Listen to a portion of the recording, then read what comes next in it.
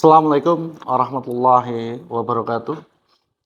Alhamdulillahilladzi arsalna rasulahu bil huda wa dinil haq liyudhhirahu 'ala dini kulli walau karihal musyrikun. Asyhadu an la ilaha illallah wahdahu la syarikalah wa asyhadu anna Muhammadan nabiyina Muhammadin wa ala alihi wa ashabihi asma'in. Amma ba'd. Pemirsa rahimakumullah, pertama dan yang utama mari kita senantiasa memanjatkan rasa syukur kehadirat Allah Subhanahu wa taala atas limpahan rahmat, hidayah, karunia-Nya kepada kita. Alhamdulillah tidak terasa kita sudah ada pada penghujung Ramadan di tahun ini. Tentu rasa syukur senantiasa kita panjatkan kepada Allah karena atas nikmatnya kita bisa hadir sampai saat ini di Ramadan yang mungkin tidak didapatkan kesempatan itu oleh saudara-saudara kita yang lain. Salat dan salam semoga tetap tercurah pada junjungan kita Nabiullah Nabi Agung Muhammad Sallallahu Alaihi Wasallam, pada para keluarga, para sahabat, para tabiin, tabiat, dan semoga tercurah pada kita sekalian, dan semoga kita termasuk para pengikutnya yang istiqomah sampai nanti yaumul akhir. Pemirsa yang rahimakumullah, di penghujung Ramadan, mari kita bersama-sama merenung sebenarnya hakikat berpuasa ataupun untuk apa kita disuruh untuk berpuasa. Ternyata Allah menyuruh kita berpuasa itu adalah untuk agar kita menjadi takwa. Namun begitu, puasa adalah sebuah sarana kita berlatih, sarana kita belajar. Maka ada yang mengatakan bahwa Ramadan itu adalah bulan untuk bertarbiyah, sahrul tarbiyah. Pada kesempatan kali ini, mari kita bersama-sama mengambil momen atau nilai apa yang terkandung di dalam perintah dari ibadah puasa ini. Kenapa kita perintah puasa ini juga diperintahkan oleh orang-orang sebelum kita. Ketika Maryam dulu diperintah juga berpuasa oleh Allah Subhanahu wa taala, dan puasanya Maryam berbeda dengan puasanya kita. Puasa Maryam di situ untuk menjaga agar tidak boleh untuk bersuara ataupun menjawab pertanyaan-pertanyaan orang-orang saat itu. Juga puasanya nabi-nabi sebelum kita yang berbeda. Dan kita sebagai umat Muhammad diperintahkan puasa wajib di bulan Ramadan. Ada beberapa inti yang bisa kita ambil di dalam puasa, sehingga ketika berlalunya bulan Ramadan, tidak hanya berlalu saja, tetapi ada beberapa hikmah. Yang pertama, puasa mengajarkan kita untuk bisa mengambil momen. Di Ramadan ini, orang bilang mengatakan Ramadan adalah puncaknya keistimewaan di bulan-bulan yang lain. Tidak ada bulan yang lebih istimewa dari bulan Ramadan. Dan bulan Ramadan itu waktunya hanya 29 ataupun 30 hari di dalam satu tahunnya. Dan di dalam bulan Ramadan ini momen apapun pahala diobral. Bahkan kalau kita melihat di bulan Ramadan ini segala perbuatan itu dilipat gandakan pahalanya. Bahkan yang sunnah menurut beberapa riwayat itu sampaikan mendapatkan pahala sesuai dengan wajib. Maka di dalam bulan Ramadan itu kita dilatih bagaimana untuk mengambil momen agar tidak lepas ataupun agar tidak kita kehilangan dari kesempatan. Maka orang-orang yang beruntung siapa? Orang yang bisa mengambil momen ini untuk bisa dimanfaatkan sedemikian rupa. Bukan mengambil momen itu yang penting asal jalan, bahkan bersikap biasa saja seperti bulan-bulan yang selanjutnya. Atau bahkan menganggap bulan Ramadan adalah bulan yang santai. Sehingga yang biasanya kerja jam 7 mulainya jam 8. Yang pulangnya jam 4 jadi setengah 3. sehingga tidak mengambil sebuah manfaat.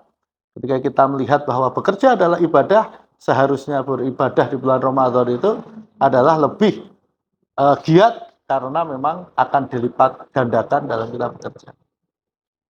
Yang kedua, puasa adalah atau bulan Ramadan adalah momen untuk kita disiplin. Tidak ada bulan yang lain yang sedisiplin bulan Ramadan. Meskipun hanya kurang 1 menit, tidak ada orang yang berani untuk berbuka mendahului. Atau sudah adzan subuh, tidak ada yang berani kemudian melanggar untuk nggak apa-apa, seperti baru adzan, kemudian makan dan seterusnya. Rata-rata mereka menyudahinya ketika waktu imsak.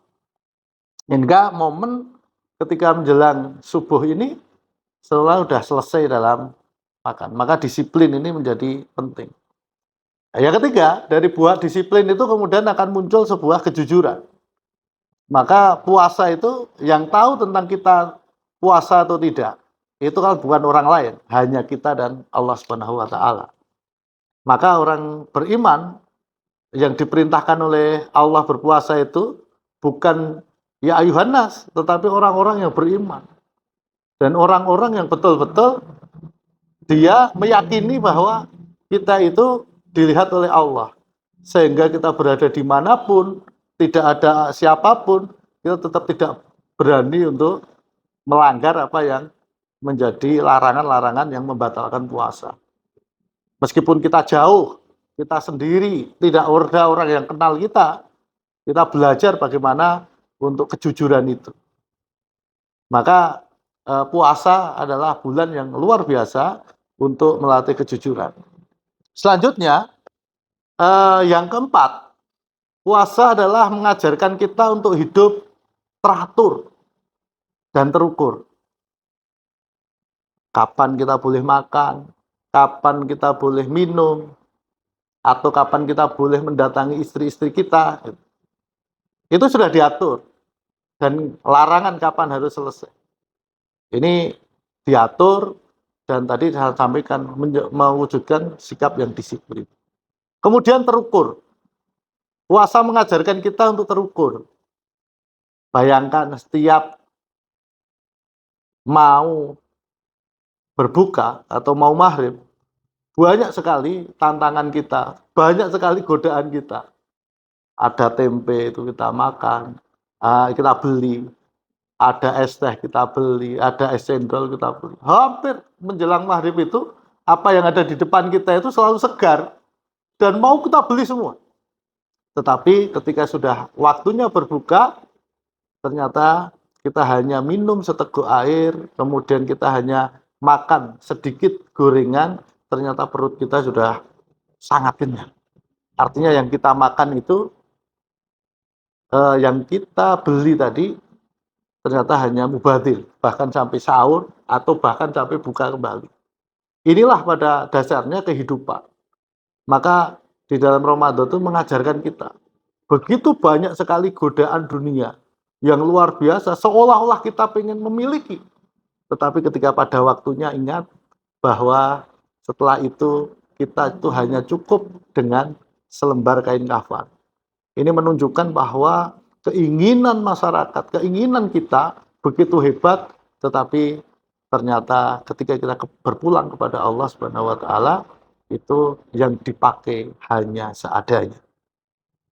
Jamaah rahimakumullah, melalui momen ini kita diajarkan bagaimana sikap-sikap dari puasa itu yang tadi teratur, kemudian jujur dan seterusnya, maka akan memunculkan sikap qanaah, sikap yang kemudian menerima apa adanya. Ya, berbuka dengan apa adanya. Ketika kita berlebihan karena kita mempunyai kekuatan, maka diajarkan kita untuk memberi kepada sesama. Maka dikatakan barang siapa memberi makan kepada orang yang berpuasa, maka dia akan mendapatkan pahala sesuai atau seperti orang yang berpuasa itu. Ini mengajarkan bahwa yang kita makan ketika kita bekerja mendapatkan banyak, yang kita pakai itu adalah sewajarnya saja, dan kemudian kalau ada kelebihan kita diajarkan untuk peduli pada sosial. Bukankah di dalam Al-Quran selalu mengatakan ya ayyuhalladzina amanu, pasti di belakangnya adalah wa amilus sholih. Jadi ketika kita mengaku beriman, maka harus dibuktikan dengan amalan-amalan yang soleh. Pemirsa rahimahullah, semoga dengan adanya Ramadan itu memberikan kita hikmah yang luar biasa, sehingga ketika kita di bulan Ramadan tidak hanya berakhir saja, tetapi kita tidak bisa mengambil manfaat dari bulan itu. Maka dikatakan tadi, orang yang terlalu berlebihan di dalam berbuka atau makan akan menimbulkan sebuah penyakit. Entah itu ngantuk, entah itu makan yang seterusnya. Maka berbijak-bijaklah kita di dalam bulan Ramadan. Dan yang terakhir, sikap yang qanaah itu akan melahirkan sebuah kedermawanan. Maka dianjurkan di akhir bulan Ramadan itu kita perbanyaklah untuk bersedekah. Kita perbanyaklah untuk peduli kepada orang-orang kita. Pada hakikatnya, godaan yang terbesar menjelang akhir Ramadan itu adalah berbelanja. Bahkan kalau kita melihat sebenarnya nggak butuh, tetapi karena lewat pasar itu dibeli. Dan pada akhirnya pada puncak di 1 Syawal itu semuanya numpuk. Kita tidak pernah tahu. Maka dianjurkan di akhir Syawal itu kita memberikan makan atau memberikan kebahagiaan kepada orang-orang kita yang tidak seberuntung kita.